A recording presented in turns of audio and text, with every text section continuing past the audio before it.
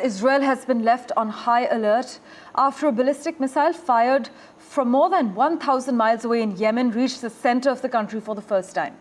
People were seen rushing to shelters as air raid sirens were sounded in the central regions of the country at around 6:30 a.m. local time on Sunday, including at Israel's main airport.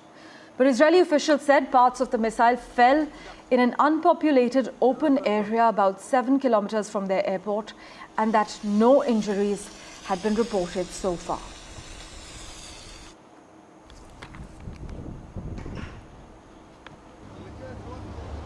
A long-range ballistic missile, fired from at least 2,000 kilometers away, in Yemen has hit central Israel. Houthis have taken the responsibility for the attack.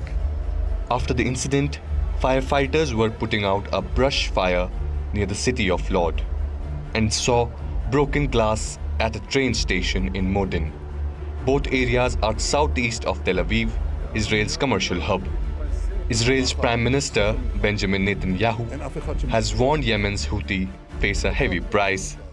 אנחנו במערכה רב-זירתית מול ציר הרשע של איראן שחותר להשמדתנו.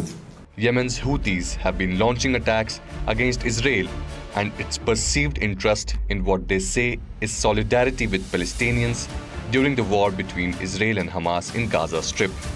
After the Houthis' deadly attack on Tel Aviv in July, Israeli warplanes bombed Houthi-controlled Hodeidah in response, destroying much of the facility's fuel storage capacity and killing several people.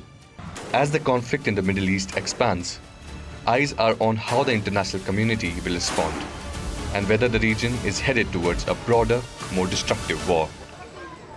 With Mohammad Ghazali, Bureau Report, NDTV. My colleague Mohammad Ghazali has been tracking the finer details for us. He joins us live at the moment. Ghazali, many analysts point out that the fact that the missile made landfall at all has raised regional concern that the Houthis are advancing their military strength with Tehran's support. Yeah, certainly.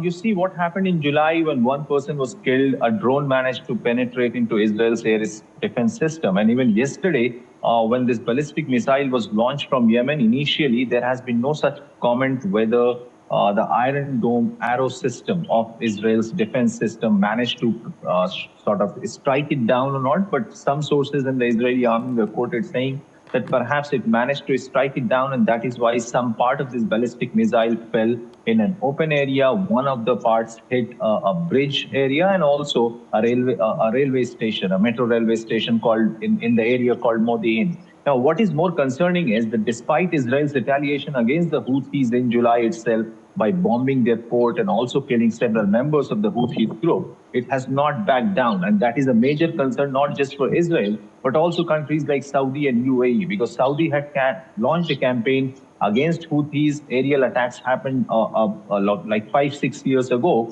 And now, why this is concerning? Because Saudis and Iran have had the rapprochement via China a couple of years ago. And despite that, Iran continues to support Saudi Houthis in Yemen. And that is a big concern for the Middle Eastern countries, that whether by arming Houthis who managed to attack Israel, being 2,000 kilometers away from Israel, whether this entire conflict is now expanding. Because for the last 2 months, there were hectic negotiations between the Middle Eastern players like Qatar, Egypt, Turkey, who usually play as mediator between Israel and Hamas. But there has been no breakthrough as far as ceasefire is concerned.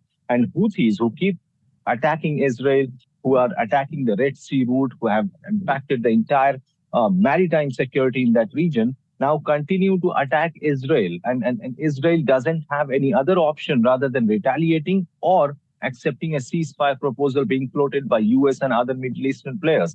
So whether the air defense system managed to sort of strike down this ballistic missile completely, that fact is not shared yet by the Israeli army.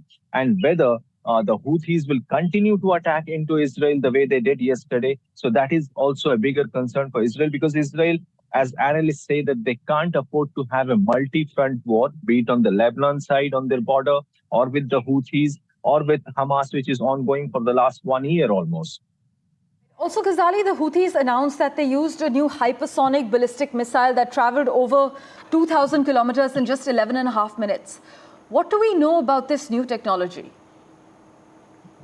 See, as we know that Houthis are only getting support from Iran, but Iran and Yemen don't share borders. So perhaps what we are being told that perhaps via Iraq and all, Iran continues to supply these missiles, these weapons to Houthis. Iran faces sanctions. There is a global outrage from the West as we see a growing bonhomie between Russia and Iran, that Iran has been sending missiles and Iran has been sending drones to Russia. And the same has been supplied to Houthis as well, because Houthis don't have a facility where they can develop these kind of missiles or these kind of projectiles. Though they claim yesterday, while claiming responsibility with this attack, they even said that there are more surprises for Israel and will continue to launch similar ballistic missiles towards Israel.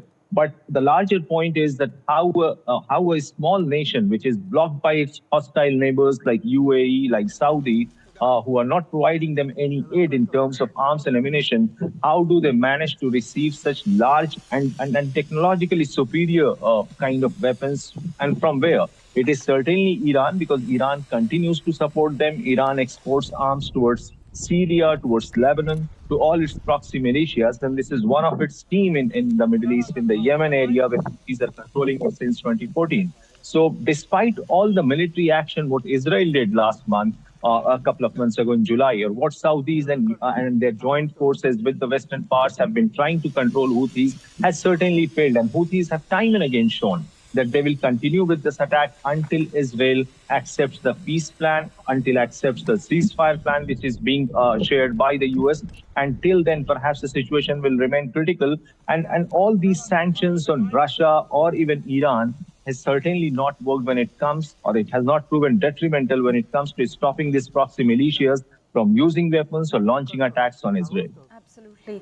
As always, Ghazali, thank you so much for joining us with the latest details and also contextualizing the story for us. It's important to note that this attack might escalate the situation further, as Ghazali is reporting. In fact, the Israeli Prime Minister, Mr. Netanyahu, his promise to make the Houthis pay a heavy price suggests that Israel could take substantial retaliatory actions which might increase regional tensions.